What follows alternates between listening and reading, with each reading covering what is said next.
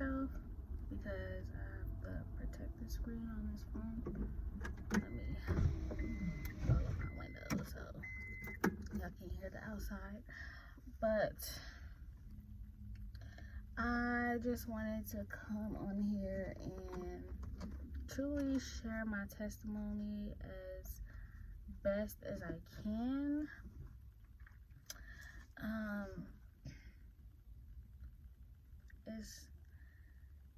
It's gonna be long, but we're gonna push through in Jesus' name. Amen. If you're new, thank you for being here. Sorry, if you're new, thank you for being here. If you are returning, thank you so much. I love you, my peoples. No, but yeah, I named the title of this video what I named it because you'll see why. You'll see why. So a little bit of background story. When I was young, I was pretty much a happy kid.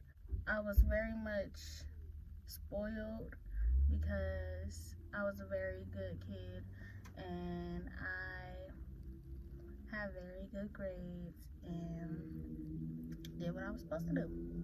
I mean, when I was outside running them streets, I was a little boy though, but that's besides the point. So I was pretty much spoiled and I was pretty happy. Then when I was 8 years old, my uncle passed, and I feel like that's where a lot of my problems rooted from, because he was like my best friend and we did everything together. When he got shot multiple times, he had his colostomy bag. I don't know if I said that right, but y'all know the bag where his bowels come out of. Girl, I was still sleeping with him and stuff, and you know, it's not the best smelling. So he's my best friend. When he passed, it was hard on me. I became very sad and very closed off because I felt like everybody stopped caring about me once he was gone. I was like, oh, he's the only one that actually cared about me. And I'll tell you why. Because when I was in elementary school, we did not have the most fortunate life. We was not the richest. We didn't have a car, so we walked everywhere, and I had to walk to school. Once I was old enough to walk to school, I was walking to school by myself. You know how a lot of people's parents, they are like strict when it comes to their kids going to somebody's house. Like their parents want to know the other parents and make sure that the kid is good and all of that.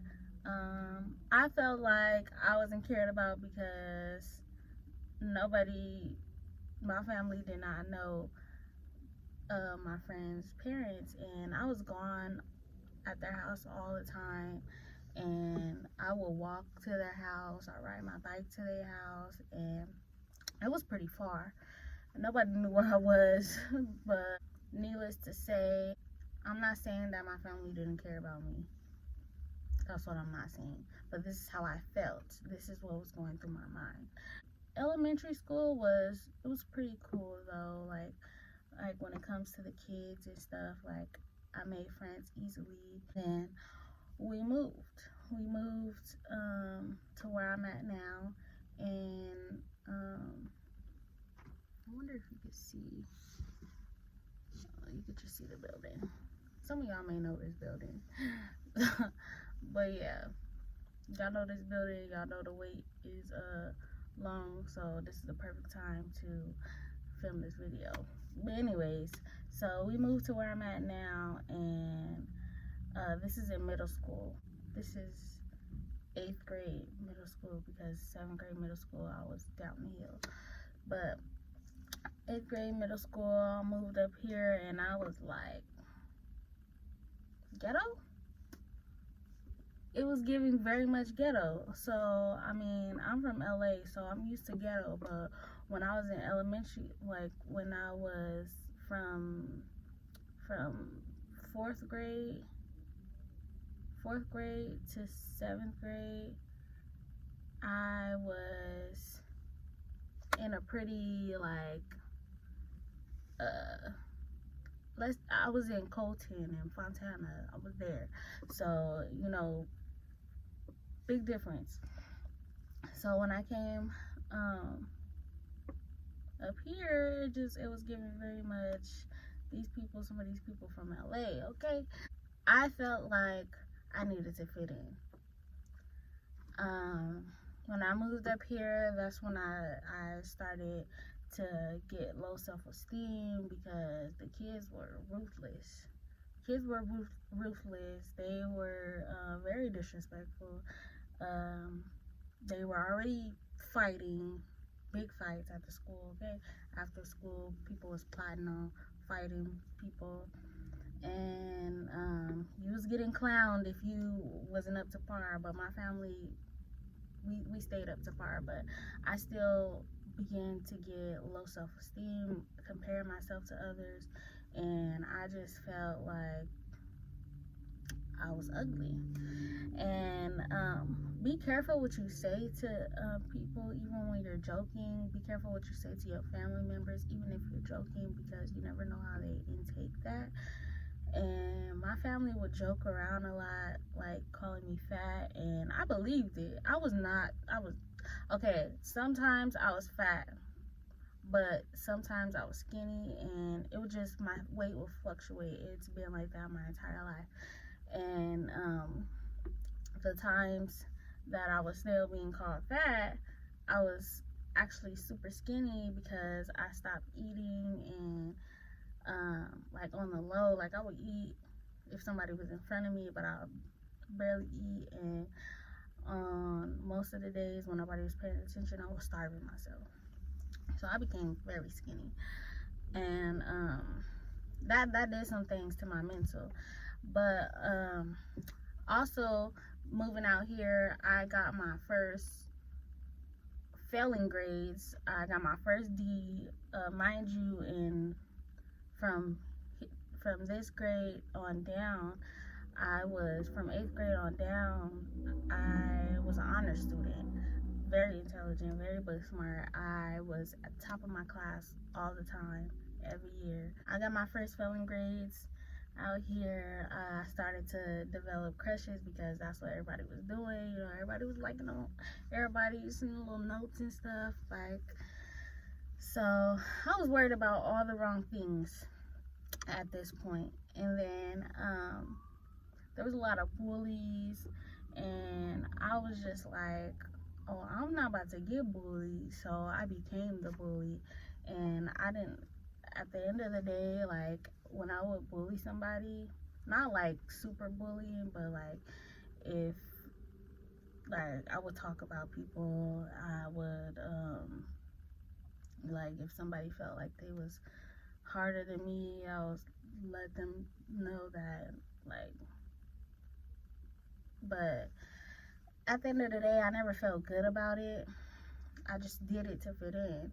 So that's where my life was heading, and I pretty much became a whole new person. So let's fast forward when I got to high school. I ain't gonna name no names with people, but I'm gonna name the school because if y'all know, y'all know. Silverado High School was no joke. Like, you had to be on your P's and Q's. You had to be fly. If you wasn't fly, you was getting talked about. If you wasn't cute in everybody else's eyes, you was getting talked about. There was fights, of course. Everybody was fighting everybody. Like, okay, it was everybody was clicked up. Like, it just was what it was. Like, but I made new friends, and these friends that I made, at the end of the day, it wasn't good for me. Now, I'm the type of person that when you come into my life, I want to show you how much I love you. Like, I was the type of person that didn't know how to say no. So, like, somebody was always taking advantage of me because I didn't know how to say no, and I would be hurt behind closed doors, but I'm always the one that's offering, and, like, I want to help everybody. And it backfired because I didn't have a limit. And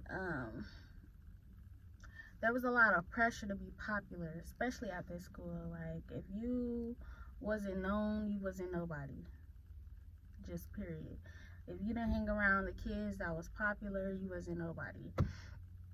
And I was so quiet that people didn't even notice me. Like, I was not noticed. I was around all of the popular people, and they didn't even notice I was there. Like, I knew everybody's business. I'm the type of person that I observe everything around me, and I knew everybody's business, and they didn't even know that I knew. But, like, I kept it to myself because I wasn't that type of person. But I knew everybody's business, everybody's, and they didn't even notice I was there. I was basically invisible. So that took a toll on me too, feeling like I was invisible. Like, y'all don't even notice that I'm here. Like, okay. I stopped caring about my grades too. Like I said, I was worried about all the wrong things, especially in high school. This is when I started drinking. I tried smoking. The first time I smoked, I tripped out, and then I was cool. I've always been the type of person that was like, oh, I could smoke and not smoke. Like, I could stop anything that we were doing, but I was just doing it just to fit in. I was doing it to be cool or whatever. And then, okay, so these friends that I met, these friends that I met, we got close, and this particular friend that I had pressured me into losing my virginity. Now, I'm not putting the blame on them because I still had an option to say no at the end of the day. I just didn't know how. I didn't know how, and I felt like they knew that I didn't know how, but that's besides the point. All's forgiven, all love here still. But I'm just telling y'all what I went through and how I felt at the time that I was going through these things. So I felt pressured to lose my virginity. I lost my virginity in not the most romantic place. It was very dirty, very not it. And to the person I lost my virginity to, it was not it. And anyways, we started talking, and then we had this gang, this clique of people that we will always be around. It was a bunch of us, and basically we became our own little clique, and we did everything together. We went to functions. If y'all don't know what functions are, they're parties. Functions, kickbacks, we drank all the time. Like, we terrorized the streets, okay? We did a lot. But talking to this boy, I started to notice that he was abusive. So we fought a lot. He abused me. There was this one time, this is where I really like started to get assaulted sexually. He forced me to have sex with one of his friends. This may be too graphic, but it's the truth. Like, he had this hanger and was hitting me like, you need to go in there, yeah, blah blah blah. So that happened, and then my friend just sat there, and yeah, everything was all fun and jokes, like, out at the time, but behind closed doors, this was just adding on to what was going through, and it was very hard for me. I began to be very, very, very depressed, and this opening myself up like that, I began, soul ties were created, and I don't know what he was doing on his own time, but it started something for me. And then when I finally stopped talking to him, and when I moved schools, and I like kind of fell off with everybody over there, it didn't really get no better. Like I said, I was partying and stuff, and there would be times where I would just go do stuff, and because I didn't know how to say no, people would ask me, and I didn't know how to say no, so I was just doing stuff just to do it, and had no boundaries. So that's like where I hit my lowest. I started to and let me tell you, I was very, very, very good at hiding my feelings. Very good. Like, you would have thought I was the happiest person, sweetest, happiest person ever. No. Behind that smile was so much pain. It was the fakest smile I ever had in my life. But I guess I did it well, because nobody ever paid attention, or nobody ever asked me like how I was doing, what was really going on with me. Or when they did ask me like if I was okay, it was always, oh yeah, I'm good, I'm fine, like I'm fine. Then I would go and cry. Like, I was crying every night. It was so terrible. This is when I started thinking about suicide and attempting suicide. I attempted suicide so many times. I remember there was this one time I took a bunch of pills. I'm not gonna describe what I did, because I don't want nobody trying it. But yeah, and one time I tried to do it in front of my family, and instead of it being, what's wrong with you, or la la la, it was an argument. I was getting cussed out, and that did something to me too. But anyways, like I said, everything that I'm talking about, I could talk about it now because I'm healed from it. Like, it doesn't bother me now, and I know that what I went through it's not for myself. It's so that I can help somebody else get through these things, these young girls, because I've been called to minister to kids, to young women, and to children. So I know that.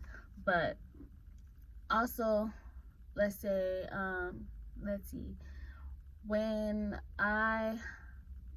so we never really stayed in one place when like we always had to move, and that took a toll on me too, because I got to a point where I stopped going to school, because like I still never graduated school, because I was like, there's no point. Like, I never stay out of school long enough to even try. So that's what I felt like. I'm done trying. Like, I'm over it. So that's where I was at. And then so I when I turned 17, we moved back to LA, and I was so bored, blah blah blah. And then I ended up moving to Vegas without my mom. I went to go stay with my cousins, and partying, a lot of drinking. Like, this is when I drank the most, I feel like. No, that's not when I drank the most. But it was a lot for me to be just 17, and then when I turned 18, I got a job, but I was still partying a lot, drinking a lot. That was the first and only time I ever got like drunk to where I was passing out, couldn't even stand up. I kept blacking out, waking up in different places. It was crazy. But yeah, so I was talking to different people, and a lot of soul ties I had. But then I moved back to LA, and this is when I was 19. Moved back to LA, and I started. I remember I tried to talk to this one. I was the type of person, I felt like I cannot be alone. Like, I didn't like to be alone. I had abandonment issues. I had attachment issues. So it was like, it was hard for me to be alone. So I was always like, oh, who wants to link? Who wants to do this? Like, who want to go out? Like, I felt like I didn't want to be by myself, because there was a lot of times that every time I was by myself, I was in this depressive state, and I didn't want to do nothing. Like, I felt horrible. But so I remember when I moved back to LA, I started doing security, and I was making pretty good money. And I remember I met this guy, and he basically took all of my money, and he left me on Skid Row, and he tried to put his hands on me. But yeah, and then so I've been knew this person, but then I started talking to this person because he came and helped me and whatever, and it was just, long story short, we started talking. He was way older than me. I was 19, he was 25. And he wasn't good for me either. Like, he made me the angriest I've ever been.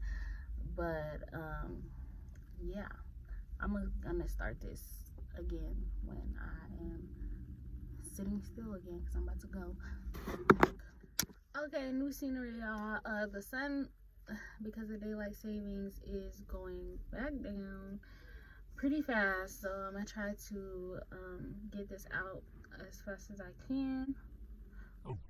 Okay, so let me say this. This is part of the story where I started to pull away from God, and in doing this, I still knew in the back of my mind that what I was doing wasn't right, but I got to a point where I didn't care. So I knew that I was going to hell, but I didn't care because I felt like God wasn't good enough for me. So this is what I'm explaining right now. Okay, so as I was saying, this person made me the angriest I've ever been. Oh my gosh. But this is pretty much where I started to accept the poly life or whatever, because he was talking to somebody and talking to me at the same time. It didn't go very well. I mean, we both knew, but I'm saying, like, it didn't go well because the girl didn't like me. But anyways, he would leave me at his house for like a week at a time and whatever. But one thing I can say is that he built my confidence. It may not have been in the right way, but yeah, I still struggle with low self-esteem until I got saved. But one thing he did teach me was how to hustle, for sure. Like, I knew how to hustle, but how to really hustle. And yeah, so that's where I was. And then this is where I started to get into the new age, okay? And I started to explore other religions and stuff, but then I really clung to the new age practices, and I would watch this guy named Pharaoh. He put me onto this guy named Pharaoh, and if y'all know Pharaoh, y'all know. And I started to believe that I was my own God. I was my own God, I thought. Girl. This is also where I began to do yoga, got into yoga. I started meditating. I started to get deep into chakras and aligning stars and deep into astrology. I was like, get out of here. But yeah, so I was big into crystals. I was very interested in witchcraft. I was idolizing everything but the Lord. I was believing in everything but the Lord. Thought these crystals could heal me. Thought these crystals could bring me money. Manifesting. One thing that I can say God kept me away from was I tried to manifest, but it wasn't working, and I tried the law of attraction, and it just wasn't for me. Like, something just never clicked. Like, it just never clicked. But that was God. That was God. Yeah, so I was big into it. Big into it. And then we came back up here afterwards. A little bit afterwards, we came back up here, and then I met this girl, and I started dating this girl, and we got really, I built this relationship off of trying to help her. I'm always trying to help somebody. And that was my thing. I thought I could fix somebody because I've been through what everybody done been through, and I be feeling so bad. And that's what it was. Like, we cried together, everything. So it was like, I built our love off of that and our relationship off of that. And that's just what it was. And we became very popular. We developed fans, like actual fans. Like, y'all, we made adult content too. people, I don't know what they saw, but they loved us. But I know what they saw, because outside in the public eye, we were, the best couple goes, whatever. But then she was the type of person, because I told her from jump, like, the type of person I was, and I felt like I loved everybody equally. So it didn't matter what your gender was. If I loved you, I loved you, and that's just what it was. But she felt the need to bring people into our relationship when I was fine with it just being us. But I wasn't like against having other people in our relationship. So she would initiate these things, and then it wouldn't go right because either she didn't like how much they were liking me and it didn't work out, or she would just, let me tell you, you can't admire what people have when you don't know the fruit of it. You don't know what's really going on behind closed doors. So behind closed doors, we argued a lot. Like, every single day, there wasn't a day that we did not argue, and it would be about the pettiest, the smallest things, and that was tiring. But like I said, I'm the type of person, I don't know if I said it in this video, I might have said it when I tried to record this already, but I let things build up. I'm that type of person that I like to let things build up. That way, when I'm done, I'm done. Like, I have this, and that. I kept on telling you this, and that. So that's what it was. Like, after we were together for 2 years, we ended up getting engaged, and then she let somebody else into our relationship. And then by this time, I'm just like, I'm over it.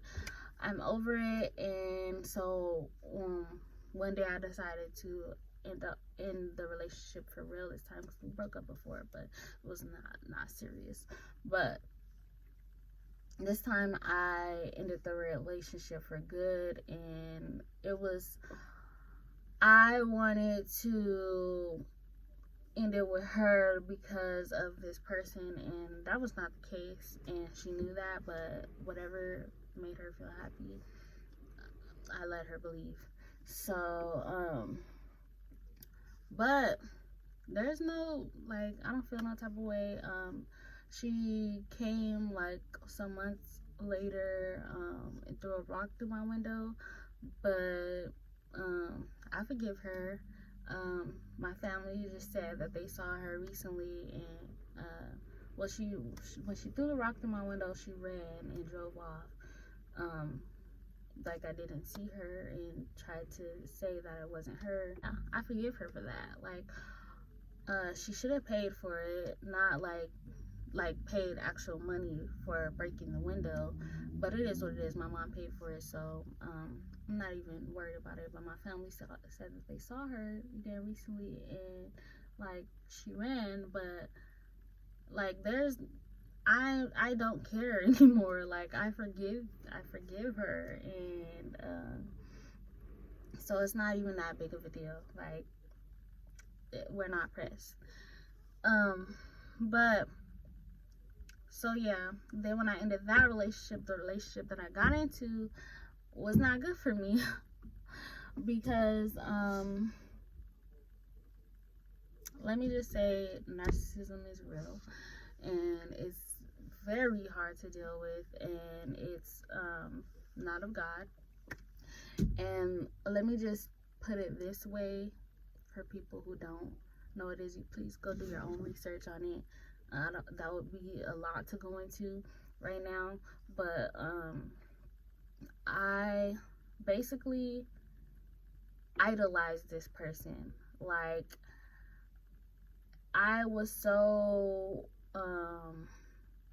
they had so much of a stronghold on me that mind you, okay, so I've always been a wild sleeper since a child. Since coming out the womb, wild sleeper. I slept hard. Like, I could sleep through anything. I could sleep through a storm. I could sleep through a tsunami, probably. But when I got with this person, it was like no matter what I did, it was never good enough. I could sit here and drain all of my blood out of my body for them to take a bath in it, and it wouldn't be enough. Like, it was that type of situation.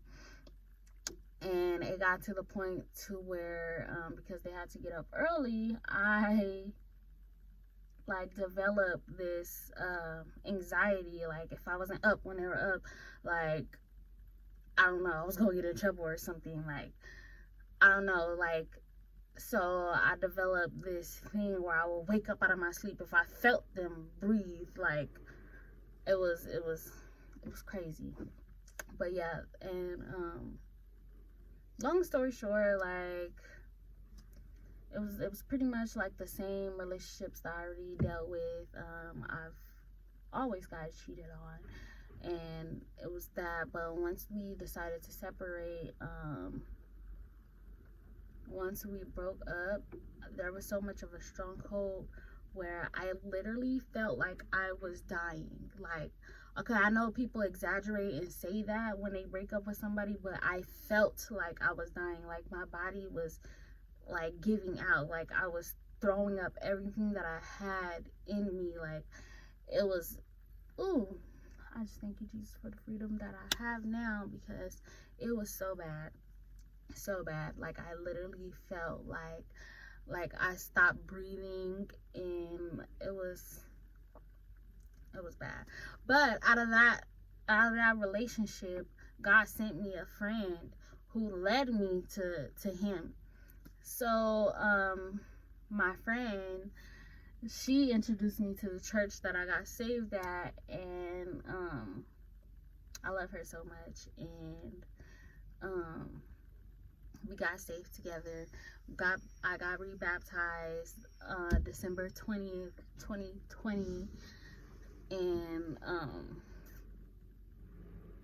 it was amazing. We got saved together, and everybody used to call us the 1-2 punch, because we were on fire for God, okay? And once especially when you're a babe in Christ, and once you give your life to Christ, the devil is coming at your neck. And that's what he was doing to us. He was coming for us. And we went through a lot of warfare. And needless to say, just to make a long story short, I'm gonna just speak from my side because she has her own story, and that's up to her to share, and if she feels led to share. But needless to say, I started to listen to secular music again. And guys, let me tell you, when people tell y'all that these songs are demonic, they are. This music sucks me back into the world. I opened the door once I started letting this music back in my life, and I began to backslide. And this happened April of last year, 2021, and I started to backslide. I started listening to secular music again. Then it went from that to smoking. Then I started smoking again, and then I started drinking again. But this time, like I said before, like when I was smoking, I would drink. I would always, like, whenever I didn't feel like it, I didn't. Like, I just did it just for fun before. This time, so once you get saved, once you get delivered from things, the spirits that you get delivered from, they go and they dwell in dry places, and they're not able to rest until they find a new home. So once you get delivered, they go to dry places and they try to find a new home. If they can't find a new home, they come back to the home that they know. And if there's room for them, like when you get delivered, you're supposed to get filled with the Holy Spirit. And if you don't get filled enough, and you don't keep filling yourself up, you make room for them to come back. And when they come back with 7 more. Okay, so it's harder. Everything that you were doing hits harder. So when I started smoking again and started drinking again, I actually started to develop an addiction. And I'm not an addictive type of person. So, yeah. So, then a lot more happened. I was dealing with this with this person who had the spirit of perversion, and I know it was that spirit because God showed me in a dream. But and at the story, we started fighting, and it was very dangerous for me to stay where I was because I wanted blood after that. Like, I wanted blood. So I left and went to Vegas. And this is all recent. This was November. August, September. In September, November, and this when I left to Vegas. And when I went to Vegas, I kind of like got myself on track, just focused on working and stuff like that. And meanwhile, all this, when I started to backslide, meanwhile, God is still using me. He's still using me to spread the gospel. I'm still spreading the gospel and stuff. But why is she doing that? Oh. But I just kept on saying, hold on. Okay, so where was I? Come on, Lord. Oh yeah, God was still using me, and I was still spreading the gospel. And let me just say one more thing. God will use whoever he pleases, but one thing I cannot thank him enough is for never letting his hand off of me. He pursued after me and pursued after me until I got it right. one thing that I kept saying every time I had the opportunity to talk to somebody, to witness them, I was still spreading the gospel, but I was still living in sin, and I knew it. And when you know, and you got saved, and you start backsliding, and you know what you're supposed to be doing, at this is different than when you're not knowledgeable. But when you know, it's different, and it's way more dangerous for you. So all I kept saying was, yeah, like the happiest I ever been, like, was when I gave my life to Christ. Like I said, every time I was happy before I got saved, I wasn't actually happy. But when I got saved, I actually experienced real joy. I was actually really happy, like really, like I felt actual love. Like it was just so amazing, and I experienced so much. And I'm gonna talk about in a separate video of the things that I experienced after being saved in that short amount of time. Even though God keeps on just keeping on, like he gonna continue to bless you, but yeah, he was still using me, and I just kept on saying, like, yeah, I'm gonna get back to that life. Like, I just gotta do it. Like, I just gotta do it. Meanwhile, like, when I came back out here, I started drinking again, drinking more, and just doing stuff that I really didn't want to do. So behind closed doors, I was praying to God. I'm like, Lord, help me out of this lifestyle, please. Like, I don't want to be living this life. Like, it actually was hard for me to stop, and it's never been that way for me. Like, I was always cutting stuff off cold turkey.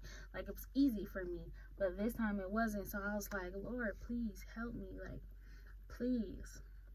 Then one day recently, like about 2 months ago, no, a month and a half ago, God answered my prayers, and I was just like, it clicked, and I was just like, I'm done. I'm going celibate. Like, I'm going celibate, and I don't care. Like, I'm going back to church, and I don't care. And I felt this certainty. Like, so I just thank the Lord for that, because now he's been elevating me, and now it's been easier for me to not go back to these things. Even though the devil tries, and he tries for other ways, like, he still comes with the same tricks, just a different way. It's literally the same thing, just a different way. He doesn't have nothing new, because he has nothing else new to give you. But God has the victory, and if he's calling on you, and you said yes at any time, and he started a work in you, God is the finisher. So if he started a work in you, best believe he's gonna finish it. So it don't matter what you're going through. After you get saved, just know that God is gonna finish what he started in you. What he said that you're gonna do, and he says that you are, that's gonna happen. That's gonna come to pass. Because what the enemy tries to do is pull you from that, so that you can start to think that that's not what you're about, and what God has sent you to do, and God has placed you and made you to be. It's just a deception. But know that God has the victory. It's already written. If you just keep your faith, you fighting, just know that a child of God, they will fall, but a child of God is going to get back up. And that's just period. That's period, because God is not going to let us just hang there. He's not going to keep us there. And these tests are going to come. You might not pass them all the time, but just know that it's going to come again, and the next time you will pass. But you need to be praying for wisdom, but not wisdom of this world, wisdom, God's wisdom, because when you're wise in this world, you're a fool to God. because you have all of this wisdom of what it is to be successful in this life. And this life doesn't last long. I seen somebody make a video, and he had this long cord, and a little tip of it was red, and he said, this is this life, this physical life, and all of this is what's all the rest of the long cord. That's the life that God promises, eternity. So this is not going to last, but it's about what you do while you're in this life so that you can make it to that eternity. I mean, you're gonna make it to eternity, but which part of eternity are you gonna be? Are you gonna be in your promised land, or are you going to be in hell? Are you gonna be in heaven, or are you gonna be in hell? Like, there's no other way to put it. It's up to you. God is a gentleman. He's not going to force you to do anything. You have to want it. You have to go after it, just like anything you want in life. Any successful person in this life is going to tell you, you got to go after it. You got to want it. It's the same with God. You got to want him. You have to go after him. But best believe you're going to get way more blessed than what the enemy can do. What the enemy gives you is temporary. That's why even these celebrities are turning away from their sinful life and turning to God, because they know that God has the victory. And then they know that what they have now is temporary, and what God is offering is permanent. So I don't know if I hit everything like how it's supposed to hit.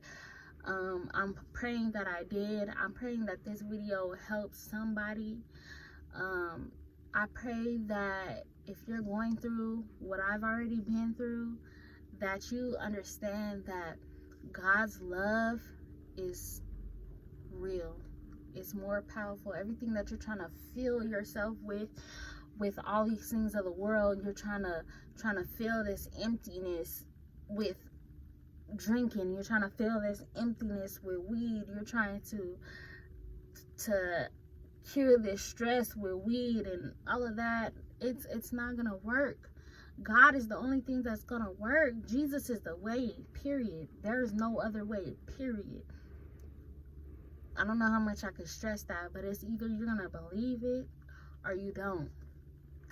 All I'm here to do is share what he's done for me. All I'm here to do is be a vessel so that he could use me, so that I can say what it is that he wants to be said, because I know that what I'm saying, it's not from me. What I'm saying is God speaking through me, because he's trying to get to somebody. I don't care if it's one person that watches this video. Somebody is watching this video because it's what they need. And I thank God for your life right now, because you are valuable. God says that you are precious. Precious doesn't mean all cute and sweet and oh so adorable. No, precious means valuable, worth more than gold. You're worth more than gold to God. The enemy hates you. The devil hates you. He just wants you to pull away from the destiny that God has for you. That is his whole purpose, is to turn you away from what God has for you, because he knows that what God has for you is greater than what you're ever going to get in this world. But he wants you to, the devil wants you to feel like what you have here is just, oh, the best thing. When you have all of these things and all this money, you can't take it to the grave with you. Now, can you? You can't. But all of this to be said, that I love you guys and I'm praying for your salvation. I don't care if you listen. I'm taking prayer requests. You have the option to put it down in the comments below, or you have the option to email me. If you email me, you can tell me if you want me to keep it personal personally for me to pray for you, or if you want me to give it to my church, because we've been experiencing so many miracles with the intercessors that we have at our church, Kingdom Advancement Center. You can look it up on Facebook or Instagram. Kingdom Advancement Center, the intercessors that God has blessed this ministry with, it's amazing. Like, just so many testimonies. And but you can let me know if you want just me to pray for you, or if you would like me to share your prayer with the team of intercessors that we have. And just keep your faith, because God is faithful, and He's a God of promises. So anything that He's promised you, believe that it's going to happen. Whether it happens in your time, it may not happen like how you want it, but God knows what's best for you. And just, I'm telling you, what He has for you is so much better. But I love you guys, and I thank you for those of you who have just subscribed. I'm thankful for the people who are still here and are rocking with me, because God just wants to see everybody win. And I'm just here for it. I'm just a vessel. I'm just letting Him do what He do, but I'm just here for it because I love to see people blessed. And I love to see the works of God, because the things that He do, the miracles that He causes, and it's amazing. God is good. But I love y'all, and I'll see y'all in the next video. Thank you so much for watching. Don't forget to comment. Share your testimony if you feel led. If God is telling you to share, it's for somebody. But I would love to read you guys' testimonies, and only if you feel led. And God bless y'all. In the in the mighty, wonderful, powerful name of Jesus Christ. Y'all have a blessed day.